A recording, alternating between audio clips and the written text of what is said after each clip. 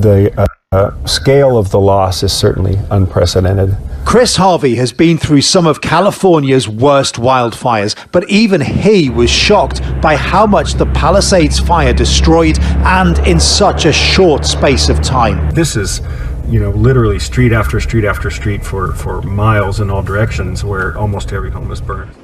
A week after the start of the blaze that tore through this entire Los Angeles community, he took us past the barricades and into the evacuation zone to show us the devastation. Houses gone, driveways filled with cars burned so badly it is impossible to make out which make or model they were. Once a vehicle catches fire and is fully engulfed, it obviously is putting out a lot of sparks and a lot of embers, and those can carry in a very strong wind.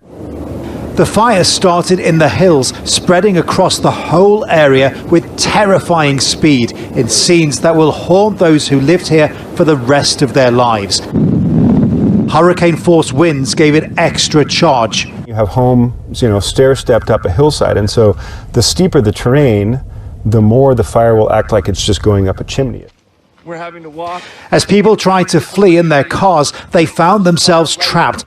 So people were coming down in their cars, trying to get away from the fire. That's correct. You can see the direction all these vehicles were pointed initially. They were coming down this direction, and the fire was coming down the hill and starting to impinge across the road here. And I think people, as the vehicles were stopped, realized they were in their vehicles as the fire was getting closer.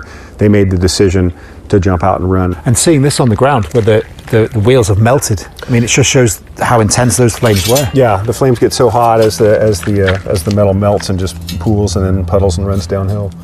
Everywhere you look, signs of what once was there. Picket fences still standing, but the houses behind them gone.